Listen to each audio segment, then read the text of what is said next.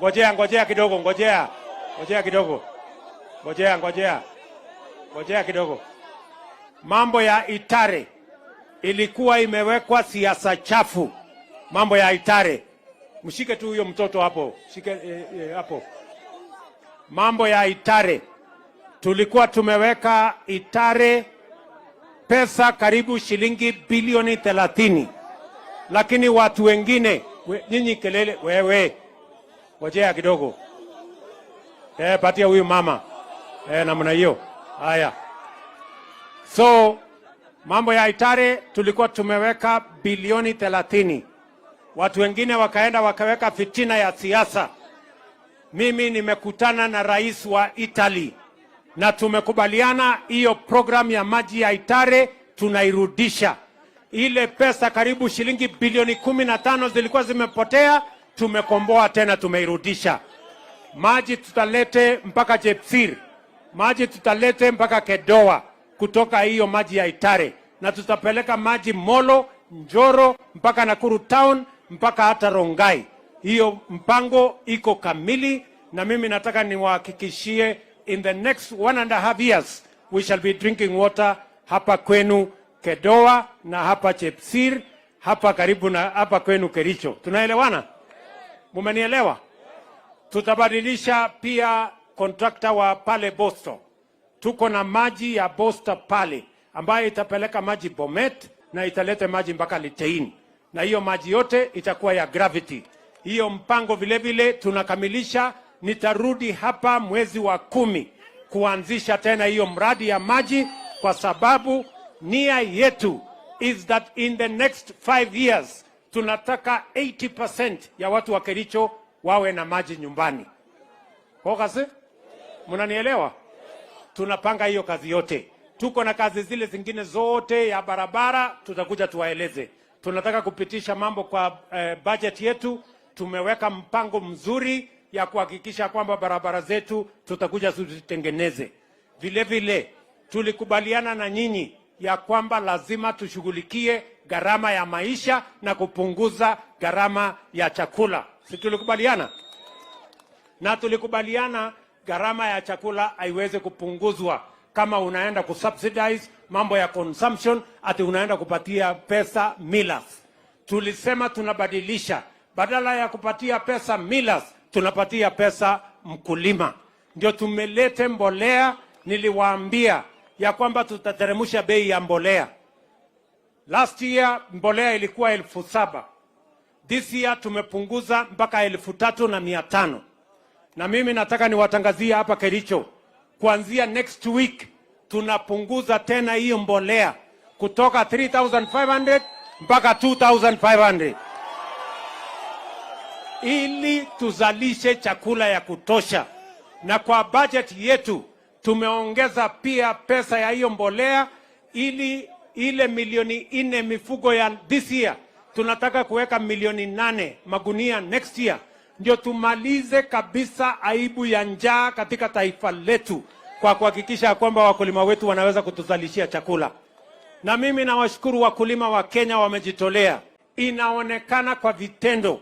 Ukienda shambani leo, ukitoka hapa ukiruka kwa ndege, unaona the whole place wako na chakula shambani. Miezi 2 ijayo tutakuwa na chakula ambaye haijawahi kuonekana Kenya hii, na tunamshukuru Mungu ametupatia mvua. Ni kweli ama si kweli, watu wa Kericho? Tunaelewana? Jambo la pili, tumekubaliana ya kwamba lazima tupange ajira ya hawa vijana. Vijana muko? Vijana wa Kericho muko?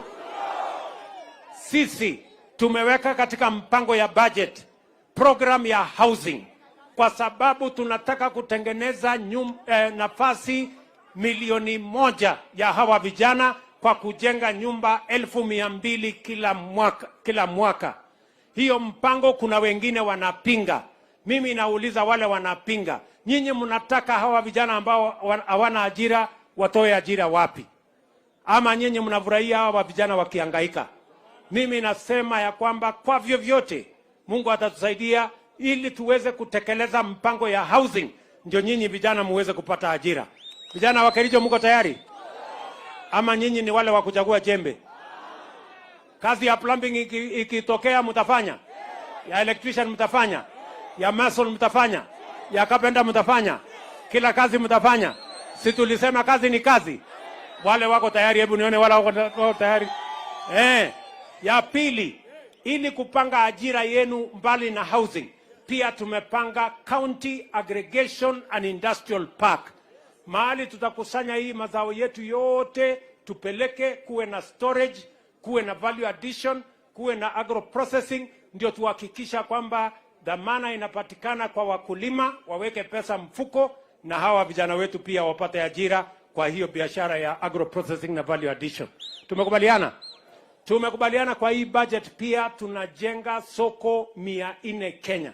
Tunataka mama mboga na wale wengine wote waweze kufanya biashara yao mahali kuna maji, mahali kuna choo, kuna taa na mahali pazuri ambaye kila mtu anaweza kuendesha biashara yake. Nyinyi mnanielewa? Nimekubaliana na huyu waziri wetu huyu Tamnyole ya kwamba apange kazi ya vijana ambayo itapatikana. Tuko na nafasi 1,000,000 ya nyinyi vijana kufanya kazi katika sehemu zingine. Watu wa Germany wametuuliza vijana waende wafanye kazi. Wa Marekani wametuuliza vijana waende wafanye kazi. Wa Uarabuni wametuuliza vijana wafanye kazi. Saa hizi tunamalizia ile inaitwa labor agreement, ili tuhakikisha kwamba vijana wetu wanaweza kufanya kazi kila sehemu ya dunia, kwa sababu vijana wetu wanajulikana kwa kuwa the best workforce in the world. Kwa hivyo tunashirikiana, na mimi nataka niwahakikishie Wakenya wote, we have a credible practical plan to change the nation, and that is why kuna watu hawataki tubadilishe Kenya hii kwa sababu wameteka nyara Kenya na wanataka Kenya ikae kwa mikono yao, watu waendelee kuhangaika. Na mimi nataka niwaambie safari hii hamutafaulu, kwa sababu tuliamua ya kwamba tunajifungua kwa minyororo ya watu wachache, tunataka Kenya ya watu wote. Ama mnasemaje watu wa Kericho? Vijana mko tayari? Vijana mko tayari? Na vile vile mwisho, tumekubaliana hatutaki Kenya ya fujo. Hatutaki Kenya ya kupigana. Hatutaki Kenya ya kuharibu mali ya watu. Hatutaki Kenya ya kuharibu barabara imejengwa na pesa ya Kenya. Kama kuna mtu wako na shida, panga siasa yako kwa njia ambayo haina fujo. Na mimi nataka niwaambie wa Kenya, it is our collective responsibility as the people of Kenya to protect our country from violence, from anarchy, from those who want to cause loss of life and destruction of property and destruction of our business. We must stand together against them and tell them Kenya is a democratic, peaceful country where everybody's property and everybody's life matters, and the police must make sure that they are firm on criminals, on gangs, on anarchists, and on all the people who want to cause mayhem in our country. It is our right as a citizenry to be peaceful. Ama namna gani jameni? Mimi nauliza nyinyi watu wa Kericho, hata mtu akiweka sufuria kwa kichwa siku ngapi, bei ya unga itapungua?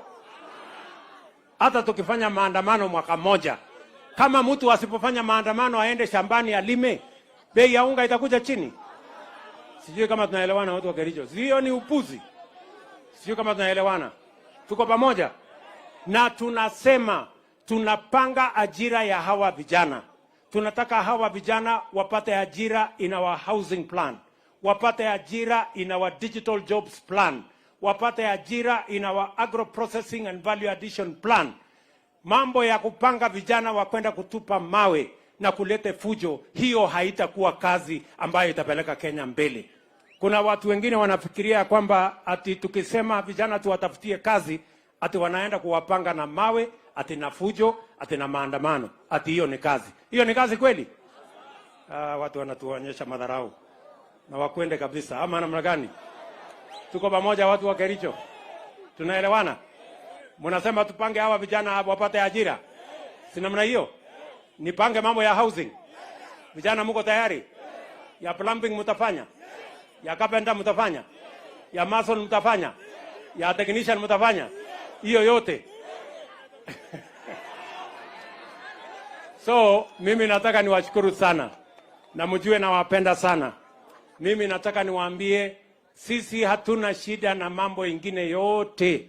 Hatuna shida na kuongea na mtu yeyote. So long as tunaongea mambo ya wananchi. Mambo ya kugawana mamlaka, wananchi wanaamua siku ya kura. Hapa katikati ni kupanga ajira ya hawa vijana na kupanga vile Kenya itaenda mbele. Ama namna gani? Mnataka tufanye twende tufanye mambo ya handshake tena na hawa watu? Mumekataa mambo ya handshake. Hebu ni wale wana wanasema hakuna handshake dunia hii. Sasa wawaje kutusumbua, raia wamekataa mambo ya handshake. Na hiyo handshake ilituletea kisirani. Ikalete shida Kenya, ikaharibu demokrasia ya Kenya, ikachanganya upinzani na serikali, mambo ikaharibika Kenya. Ndio hiyo tukahangaika mpaka tukaingia madeni makubwa. Ndio saa hizi madeni inatusumbua. Sijui kama tunaelewana. So mimi sitaki kusema sana.